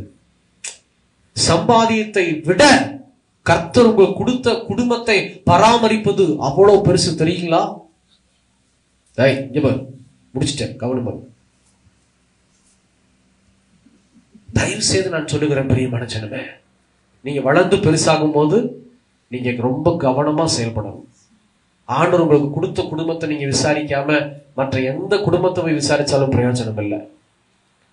ஒரு சில பேர் பார்த்தா பெரிய பெரிய, அதாவது இந்த குழந்தைகளை பெற்றவங்க கூட ஞாயிற்றுக்கிழமை ஆச்சுன்னா ஃப்ரெண்ட்ஸை பார்க்க போயிடுறாங்க. கேட்டா இன்னைக்கு ஒரு நாள் தான் எனக்கு கிடைச்சது, 6 நாள் உங்களுக்காக தான் நான் வேலை செய்யறேன், 7வது நாள்ல இதோ சபைக்கு போயிட்டு நான் என் ஃப்ரெண்ட்ஸை பார்க்க போறேன். அப்ப எங்கீங்க குடும்பம்? ஆண்டவர் வந்து ஃப்ரெண்ட்ஸ நான் என்னை நம்பி கொடுத்தாரா, இல்ல குடும்பத்தை என்னை நம்பி கொடுத்தாரா? என் மனைவியை என்னை நம்பி தான் ஆண்டவர் கொடுத்தாரு. நீ வந்து இந்த பிள்ளைய பாத்துக்குவ, அவ வயித்துல ஒரு பிள்ளை வரும்போது அந்த பிள்ளைய நான் பார்க்கணும், விசாரிக்கணும், கூட இருக்கணும். அந்த அன்பு செலுத்தாதபடிக்கு, நீங்கள் விதைக்காதபடிக்கு அறுப்பை நீங்க எதிர்பார்க்க முடியாது. நீங்கள் எதை விதைக்கிறீர்களோ அதையே அறுப்பீர்கள். ஹல்லேலூயா. அப்ப என்னைக்குமே நீங்க தெரிந்து கொள்ளுங்க பிரியமான ஜனமே, இது முதல் பாகம் தான். 2வது பாகம் வரும் நாட்கள்ல தியானிக்கலாம். அப்போ என்னைக்குமே கர்த்தருடைய ஆசீர்வாதம் தான் ஐஸ்வர்யத்தை தரும், அதனோட வேதனையை கூட்ட. அந்த ஐஸ்வர்யம் உங்களுக்கு வேணும், ஆசீர்வாதம் வேணும்னா முதல்ல ஆண்டவருக்கு இடம் கொடுங்க. ஞாயிற்றுக்கிழமை நாள் சபைக்கு வந்துட்டு அதுக்கப்புறமா வீட்டுல உட்கார்ந்து குடும்பத்தோட டைம் ஸ்பெண்ட் பண்ணுங்க. குடும்பமா வெளியில போயிட்டு வாங்க, ஆனா குடும்பமா இருங்க. வீட்டுக்குள்ளேயே உட்காரணும் நான் சொல்லல. கார் இருக்கா, கார் எடுத்துட்டு வெளியில போங்க, சாப்பிடுங்க. ஒரு நாள் தானே, 6 நாள் வீட்டுல சாப்பிடுறீங்க, 7வது நாள்லயும் நீ வீட்டுலயே பண்ணு. இது சிறைச்சாலை அனுபவம் பெண்களுக்கு இருக்கும். பேசவே கூடாது. நீ எல்லாம் மண்டே ஆட்டுறா, எல்லா பக்கம் கூட தொத்திக்கிட்டு வந்துட்டு ஆர்டர் குடித்து குறை வச்சிருக்கிறாரு வர்ற. அப்போ நான் சொல்றது உள்ளுக்குள்ளே இருக்கிற பெண்களுக்கு. அப்ப இந்த 7வது நாள் என்ன செய்யணும்னா, நீ சமைக்க வேண்டாம், அம்மா கிளம்பலாம், எங்கேயாச்சும் போக்கும். அதுல வியாதி போயிடும் தெரியுங்களா? அவங்களுக்கு பலவீனம் இருக்குன்னா, வியாதி இருக்குன்னா, சுகர் எல்லாம் ஏன் ரைஸ் ஆகுதுன்னா அவங்களுடைய மன டிப்ரெஷன் காரணம். சுகர் ரைஸ் ஆயிடுது பிரதர். எப்படி? சுகரே சாப்பிடல, எதுவுமே எடுக்கல, ஆனா ரைஸ் ஆகுது. ஏன்? தனிமை. பையனுக்கும் தெரிய மாட்டேங்குது, பிள்ளைக்கும் தெரிய மாட்டேங்குது. ஒரு பக்கம் அவங்க அம்மாவுக்கு சுகர் ஏறிட்டே இருக்குது. என்ன? தனிமை. அந்த தனிமையை உடைச்சிடணும். நீங்க அந்த ஞாயிற்றுக்கிழமை நாள்ல ஆண்டவர் எவ்வளவு ஆசீர்வாதம் வச்சிருக்கா தெரியுமா? ஃப்ரெண்ட்ஸுக்கு வந்து உங்களுக்கு சாப்பாடு போட மாட்டாங்க. அல்லேலூயா. உங்க மனைவி தான் உங்களுக்கு சாப்பாடு போடுவா. உங்க பிள்ளை தான் கடைசி காலத்துல சாப்பாடு போடும். உங்க பிள்ளை தான் தூக்கும். இதை தூக்கணும், உங்களுக்கு சாப்பாடு போடணும், உங்களை பராமரிக்கணும். அப்படின்னா நீங்க என்ன செய்யணும்? நல்லா உங்களுடைய வீட்டை கவனித்துக் கொள்ள வேண்டும் ஆண்கள். இந்த 7வது நாள்ல மூட்டை முடிச்செல்லாம் கட்டிட்டு பிசினஸ் எல்லாம் தள்ளி வச்சு, வேலையெல்லாம் கொஞ்சம் தள்ளி வச்சுட்டு சபைக்கு வந்து தேவனை துதித்து ஸ்தோத்திரம் பண்ணிட்டு அதுக்கப்புறமா வா வெளியில போலாம், எங்கேயாச்சும் போய் நம்ம போய் மதியம் சாப்பிட்டுட்டு வரலாம், சாப்பிட்டுட்டு திரும்ப வந்துருங்க. இல்ல நல்லா கொஞ்சம் நல்லா பலவீனம் இல்ல நல்லா இருக்கிறேன் அப்படின்னா எங்கேயாச்சும் ஒரு ரவுண்ட் நம்ம போலாம். போய் பாருங்க, அந்த மைண்ட் ரெஃப்ரெஷ்மெண்ட் உங்களுக்கு அடைவது போலதான் உங்க மனைவியும். ஒரு சில பேர் மனைவிமார்களை உள்ளுக்குள்ளேயே வச்சுக்கிறாங்க. நான் பாக்குறேன், நிறைய பேரை பார்க்கிறேன், என்னுடைய வீட்டுக்கு பக்கத்துல இருக்கிறவங்களை நான் பாக்குறேன். பாவம், நான் நினைச்சு நானும் பேசுவோம், எப்படி அந்த புள்ள இருக்குது, இத்தனைக்கு கதவு பூட்டியதான் இருக்கும். எங்க வீட்டு பக்கத்துல எந்நேரம் பார்த்தாலும் கதவு பூட்டி இருக்கு, எப்படி அந்த புள்ள. ஐயோ, நான் சொல்லுவேன், அந்த பிள்ளை வந்து மாட்டிக்கிச்சு இந்த பையன்ட்ட. அவரு மட்டும் சுத்திக்கிட்டே இருப்பாரு, பிசினஸ் பிசினஸ் பிசினஸ்னு. போனா நேபாள், குஜராத், அங்க இங்க எல்லா பக்கம் கார்லயும் பிளைட்லயும் போவாரு. ஆனா அங்க பார்த்தா அந்த மனைவி குட்டி பிள்ளைங்க, எந்த மாதிரி 2 குட்டி பிள்ளைங்க தான் அவங்களுக்கு. அந்த பிள்ளைங்க உள்ள இருக்கும், தாத்தா பாட்டி உள்ள இருப்பாங்க, மனைவி உள்ள இருப்பாங்க, உள்ளுக்குள்ளேயே தான் இருக்கிறாங்க, முன்னாடியும் இல்ல பின்னாடியும் இல்ல. தவறு. ஆண்டவர் கணக்கே பாரு. ஒரு நாள் ஆண்கள் பலவீனப்படும் போது இது தவறுன்னு புரிந்து கொள்வீங்க. தயவு செய்து இந்த மாதிரி சந்ததி வளராதீங்க. சந்ததி நீங்க வளர்றீங்கன்னா உங்களுடைய காரியங்களை மாற்றிக்கொள்ளுங்க. நீங்க கொஞ்சம் வளர்ச்சி பெருசா வருதுன்னா, நீங்க சம்பாதிக்கிறீங்கன்னா உங்க அம்மாவை நீங்க வெளியில கூட்டிட்டு போகணும், புரிந்து கொள்ளணும். அப்பா வெளியில கூட்டிட்டு போலையா, நான் சம்பாதிக்கிறேன், எங்க அம்மாவை ஞாயிற்றுக்கிழமை எங்கேயாச்சும் ஒரு பக்கம் நான் கூட்டிட்டு போய் சாப்பிட வச்சு கூட்டிட்டு வரேன். ஏன்னா கர்த்தர் உன்னுடைய சம்பாதித்த ஏன் உனக்கு கையில கொடுக்கணும்? அதாவது ஒரு பிள்ளை உடைய கையில சம்பாதியம் வருது எதுக்கு அப்படின்னா, தேவ ஆலோசனைப்படி செயல்படுத்துவதற்கு. அப்பவும் நீ உட்கார்ந்து அப்படியே சும்மா இப்படியே உட்கார்ந்தா ஆண்டவனை ஆசீர்வதிக்க மாட்டார். உன் அம்மாவுக்கு என்ன தேவை கவனிக்கணும், கேட்கணும், ஆண்ட ஜெபம் பண்ணணும், ஆண்ட ஆலோசனை கொடுப்பாரு. அப்படியே வீட்டுக்குள்ள அடைச்சு வச்சிருக்கிற கூட்டிட்டு போ. ஒரு சில பேரை நான் பார்ப்பேன், பிள்ளை அதாவது பையனை கூட விட்டுருங்க, பொம்பளை பிள்ளைங்க அவ்வளவு அழகா இருக்குங்க. சம்பாதிக்க ஆரம்பிச்சோன்னு அந்த பொம்பளை பிள்ளைங்க அப்படியே மனசார நிர்மாணம் செய்யும், வாமா வெளியே போலாம். ஸ்கூட்டி வாங்கிட்டு அவங்க அம்மாவை கூட்டிட்டு வெளியில போவாங்க. அந்த அம்மா அழுதுகிட்டே வரும், என் பிள்ளை என் வீட்டுக்காரர் கூட்டிட்டு போகல, ஆனா என் பிள்ளை என்னை கூட்டிட்டு போறா. அதுலதாங்க சந்தோஷம் இருக்கு. அங்க போய் ஒரு தள்ளுவண்டி கடையில சாப்பாடு வாங்கி கொடுத்து பாருங்க, அந்த அம்மாவுக்கு அவ்வளவு சந்தோஷம். ஆனா இன்னைக்கு நிறைய பொம்பளை பிள்ளைகளுக்கு தெரியவே மாட்டேங்குது. சம்பாதிச்சுமா இப்படியே உட்காந்துக்கிறாங்க. சம்பாதிச்சு இப்படியே உட்காந்தீங்கன்னா ஆண்டவர் இப்படியே விட்டுருவாரு. வளர்ச்சியே இருக்காது, வளர்ச்சியே இருக்காது. முதல்ல உங்க வீட்டுல என்ன குறைங்கிறத தெரிஞ்சு நீங்க வளர்ந்து பெருசாகும் போது ஆண்டவர்கிட்ட ஜெபம் பண்ணி, நீங்க வெளியே போறதுனால உங்க குடும்பத்துக்குள்ளேயும் பிரச்சனை வரக்கூடாது. ஜெபம் பண்ணி, ஆண்டவரே நாங்க இதை செய்யறோம், எங்க அம்மாவை நான் கம்ஃபர்ட் பண்றேன், எங்க அம்மாவுக்கு தேவையானதை நான் பாக்குறேன், செய்யறேன்னு செஞ்சு பாருங்க, கர்த்தர் உங்களை ஆசீர்வதிப்பார். ஹல்லேலூயா. கர்த்தர் உங்களை பலப்படுத்துவார். சிறைச்சாலை அனுபவங்கள் இன்னைக்கு உடைய போகிறது. ஹல்லேலூயா. கர்த்தர் கூட பேசிக்கொண்டே இருக்கிறார். ஜெபிக்கலாமா? கண்களை மூடி தேவ சமூகத்துல. ஹல்லேலூயா, ஹல்லேலூயா. ஒரே நிமிடம் தான் ஜெபம் பண்ணி முடிக்க போகிறோம். கர்த்தருடைய வல்லமை உங்களை நிரப்பும்படியாய், தேவ பிரசன்னம் உங்களை நிரப்பும்படியாய். ஹல்லேலூயா, ஹல்லேலூயா. கர்த்தரின் ஆசீர்வாதமே ஐஸ்வரியத்தை தரும், அதனோட வேதனையை கூட்டார், அதனோட வேதனையை கூட்டார். ஹல்லேலூயா. நன்றி ஆண்டவரே, நன்றி தகப்பனே. நீங்க ஒப்பு கொடுங்க, நீங்க ஒப்பு கொடுங்க. ஹல்லேலூயா. தகப்பனே உமக்கு நன்றி, நன்றி, நன்றி. நீங்க ஒப்பு கொடுங்க. தயவு செய்து கண்களை மூடி ஒரே நிமிஷம் தான், ரொம்ப நேரம் இல்லை, ஒரே நிமிஷம். முதல்ல ஆண்டவர் தான் இடம். முதல்ல தேவனுடைய ராஜ்யத்தையும் நீதியும் தேடுங்கள், அப்பொழுது இவைகளை கூட கொடுக்கப்படும் சொல்லியிருக்கிறாரு. நீங்க வளர்ந்து பெருசாகும் போதாவது உங்க குடும்பத்தை சரியா நடத்தணும். முதல்ல நீங்க ஆலயத்துக்கு வரணும். ஆலயத்துக்கு வந்து தேவ பிரசன்னத்தினால் நிரம்பி ஆசீர்வதிக்கப்படணும். கர்த்தருடைய ஆசீர்வாதத்தை பெற்றுக்கொண்டு இதோ நீங்க வீட்டுக்கு போய் குடும்பத்தோட வாசம் செய்ய வேண்டும். குடும்பத்தோட வாசம் செய்யணும். தனித்து அங்கே இங்கேன்னு போறது நல்லா இருக்காது. குடும்பத்தோட வாசம் செய்யும் போது கர்த்தர் உங்களை பலப்படுத்துவார், ஆசீர்வதிப்பார். அது மாத்திரம் இல்ல, ஒவ்வொரு நாளும் நீங்க தேவ சமூகத்துல ஒரு நாளை துவக்கும் போது ஜெபத்தோட துவக்கணும். ஜெபத்தோட துவக்குனீங்கன்னா, முழு இருதயத்தோட ஆண்டவர் தேடினீங்கன்னா, ஊழியக்காரர் வர வேண்டாம், இயேசு வருவாரு. ஊழியக்காரரை காட்டிலும் இயேசு வந்தாருன்னா விடுதலை தான். இயேசு வந்தா இருளுக்கு இடம் இல்லை, வெளிச்சம் தான். ஆண்டவர் உங்களை ஆசீர்வதிப்பாரு. கர்த்தர் உங்களை பலப்படுத்துவாரு. இந்த முழு இருதயத்தோட நீங்க தேடுனீங்கன்னா தேவனை கண்டடைவீங்க. இதுதான் தேவன் தருகிற ஆசீர்வாதம். இந்த ஆசீர்வாதத்தோடு வேதனை உங்களுக்கு வரவே வராது. கர்த்தருடைய நாமத்தினால நீங்க வேலை செஞ்சீங்கன்னா, இயேசு கிறிஸ்துவின் நாமத்தினால ஜபத்தோட பிசினஸ் பண்ணீங்கன்னா, ஊழியம் செஞ்சீங்கன்னா, படிச்சீங்கன்னா, ஆண்டவர் வேதனையை உங்களுக்கு கொடுக்க மாட்டாரு. நீங்க சம்பாதிக்கிற காசு எல்லாம் கர்த்தர் உங்களுடைய காரியங்களுக்காக ஒதுக்கி வைப்பாரு. ஆண்டவர் சொல்வாரு, இந்த ஏழைகளுக்கு கொடு, அதுல குறையவே மாட்டீங்க. ஏழைகளுக்கு இறங்குகிறவன் கர்த்தர் கடன் கொடுக்கிறானா திரும்ப ஆண்டவர் கொடுத்துக்கிட்டே இருப்பாரு. அப்படிதான் உங்களை பலப்படுத்துவாரு. உங்க காசு மருத்துவமனைக்கு போகாது, உங்க காசு தேவையில்லாத இடத்துக்கு போகாது. கர்த்தர் உங்களை பலப்படுத்தி கொடுக்க கொடுக்க திரும்ப ஆண்டவர் அளந்து அமுக்கி குலுக்கி சரிந்து போகிறவன் ஆண்டவர் கொடுப்பாரு. ஹல்லேலூயா, ஹல்லேலூயா, ஹல்லேலூயா.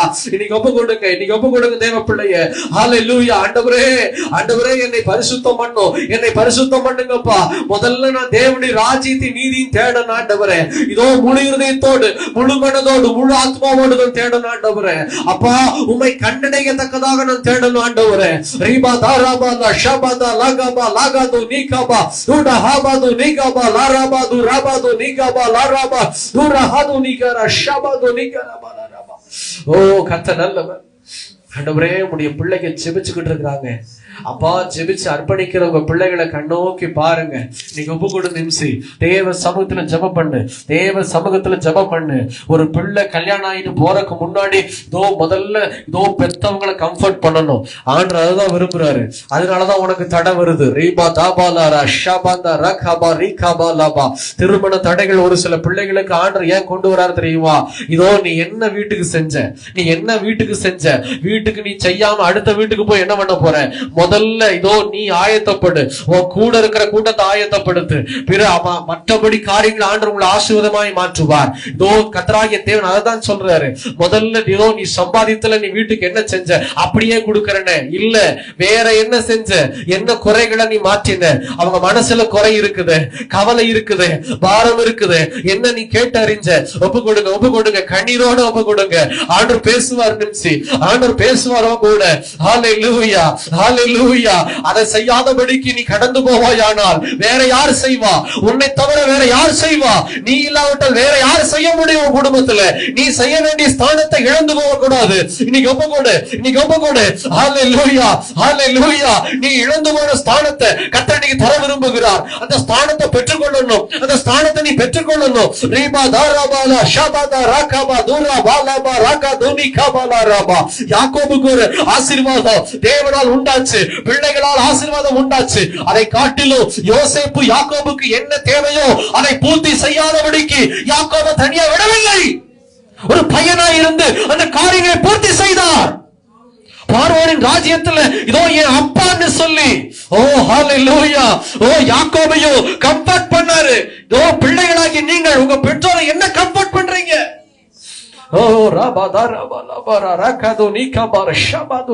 படிச்சு முடிச்சோன, வேலை முடிச்சோன, கல்யாணம் காட்சி, அடுத்த வீடு.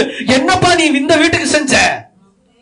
ஓ ஹல்லேலூயா, ஹல்லேலூயா, ஹல்லேலூயா. நீங்க ஒப்பு கொடுங்க தயவு செய்து. என் ஜனமாக, என் ஜனமே, பிரியமான பிள்ளைகளை, வாலிப பிள்ளைகளை நீங்க ஒப்பு கொடுங்க. ஆண்டவர் கூட பேசி கொண்டு இருக்கிறார், கர்த்தர் கூட பேசி கொண்டு இருக்கிறார்.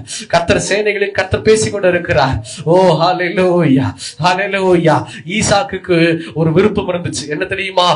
வயசான காலத்துல கூட கண்ணு இருண்டு போச்சு. ஆனா ஒரு விருப்பம் என்னன்னா, கூப்பிட்டு சொல்றாரு, ஏசாவை கூப்பிட்டு சொல்றாரு, ஏசா எனக்கு என்ன செய்ய, இறைச்சியை நீ சமைச்சு கொண்டு வா அப்படின்னு சொல்லி. அப்ப அந்த விருப்பத்தை நிறைவேற்றுகிற ஒரு ஆசீர்வாதம் ஏசா ஓடுனாரு. ஆனா யாக்கோபு ஏசாவுடைய பேரை வச்சு அந்த ஆசீர்வாதத்தை வாங்கிட்டாரு. என்னைக்குமே தெரிஞ்சுக்குங்க, உங்க பெற்றோர் கரத்திலிருந்து அந்த ஆசீர்வாதத்தை வாங்குகிற பிள்ளைங்க தான் நீங்க ஆசீர்வதிக்கப்படும். உங்க அப்பா என்ன விரும்புறாரு, உங்க அம்மா என்ன விரும்புறாங்க, தேவ சமூகத்துல ஜெபம் பண்ணு, ஜெபம் பண்ணு. நீ சம்பாதிக்க போயிட்ட அப்படின்னா உன் சம்பாதியத்துல உன்னுடைய அப்பாவுக்கு என்ன செஞ்ச, உன் அம்மாவுக்கு நீ என்ன செஞ்ச, உன் ஸ்தானத்திலிருந்து, பிள்ளை என்கிற ஸ்தானத்திலிருந்து நீ என்ன செய்தாய், நீ என்ன செஞ்ச, முதல்ல உன் குடும்பத்துக்கு நீ என்ன செஞ்ச, அதை உற்று நோக்கி கவனித்து பார். இன்னைக்கு இந்த ஆசீர்வாதத்துக்குள்ள கடந்து வா, இன்னைக்கு இந்த ஆசீர்வாதத்துக்குள்ள கடந்து வா. எதற்காக என் தேவன் யாக்கோபு ஆசீர்வதிக்கணும் தெரியுமா? தன் தகப்பனாருடைய ஆசீர்வாதத்தை, விருப்பத்தை பூர்த்தி செய்த இந்த யாக்கோபு கர்த்தரால் ஆசீர்வதிக்கப்பட்டு இஸ்ரவேல் என்று அழைக்கப்பட்டான். ஒரு பக்கம் ஏசாவை ஏமாத்தினான், ஆனாலும் தன்னுடைய பெற்றோருடைய ஆசீர்வாதத்தை பெற்று இந்த யாக்கோபை என் தேவன் தனித்திருக்க விடல, இந்த இஸ்ரவேலை என் தேவன் தனித்திருக்க விடல. இந்த இஸ்ரவேலுக்காக, இதோ இந்த யாக்கோபுக்காக ஒரு கூட்ட ஜனங்களை என் தேவன் 430 வருஷம் கழிச்சு விடுதலை செய்தார், சந்ததி ஆசீர்வதித்தார், சொன்னதை நிறைவேற்றினார். ஓ ராபாதாராபால ஷகதனி ஹந்தரா. இன்னைக்கு எதையுமே செய்யாம பொம்பளை பிள்ளை அடுத்த வீட்டுக்கு போயிடாத, தயவு செஞ்சு நான் சொல்றேன். இன்னைக்கு பொம்பளை பிள்ளைங்க கர்த்தருடைய நாமத்தால சொல்றேன், நீங்க சம்பாதிக்கும் போது உங்க அப்பாவை அம்மாவை சந்தோஷமா கொஞ்ச நாட்கள் கவனிங்க. அவங்க ஆயுசு நாட்கள் நிறைய இருக்கும், ஆனா அடுத்த வீடு போயிட்டீங்கன்னா உங்களால கவனிக்க முடியாது. கணவர்கிட்ட கேட்கணும், அதை செய்யணும் இதை செய்யணுங்கிற மாதிரி எல்லாம் இருக்கு. ஆனா நீங்க இண்டிபெண்டா இன்னைக்கு சுதந்திரமா நீங்க இருக்கிறீங்க. ஆனா உங்க பெற்றோரை கனம் பண்ணுங்க. அம்மா உள்ளுக்குள்ளே இருக்கிறாங்களா, கூட்டிட்டு போங்க. யாரு கூட்டிட்டு போவா? வேற யாரு கூட்டிட்டு போவா? உன் சொந்தக்காரனா கூட்டிட்டு போவான்? இல்ல, நீதாமா கூட்டிட்டு போகணும் உன் அம்மாவை. நீ கப்பு கொடு. ஆண்டவரே, இந்த செய்தியை கேட்டு யாரெல்லாம் மனம் திரும்புகிறார்களோ, யாரெல்லாம் ஆண்டவரே உம்முடைய ராஜ்யத்தை நீதியும் நீர் கொடுத்த குடும்பத்தை விசாரிக்க ஒப்பு கொடுக்கிறார்களோ, கர்த்தர் ஒவ்வொருவரையும் ஆசீர்வதிங்கப்பா, ஒவ்வொருவரையும் பலப்படுத்துங்கப்பா, ஒருத்தரையும் கைவிட்டுறாதீங்கப்பா. கர்த்தருடைய ஆசீர்வாதமே உம்முடைய பிள்ளைகளுக்கு ஐஸ்வர்யத்தை தரட்டும். இன்னைக்கு உம்மை நம்பி வந்திருக்கிறாங்கப்பா, உம்மையே பார்க்க வந்திருக்கிறாங்க. இவர்களுக்கு நீர் தருகிற ஆசீர்வாதமே ஐஸ்வர்யத்தை தரட்டும், ஐஸ்வர்யத்தை தரட்டும். அதனோட வேதனையை கூட்ட மாட்டீரல்லவா. தேவன் இந்த மாதம் முழுவதும் உடைய பிள்ளைகளை ஆசீர்வதிக்க என்ன தாழ்த்துறேன்ப்பா. இதோ எல்லாத்தையும் ஆசீர்வதிங்க இயேசுவின் நாமத்தில் பிதாவே. ஆமென், ஆமென்.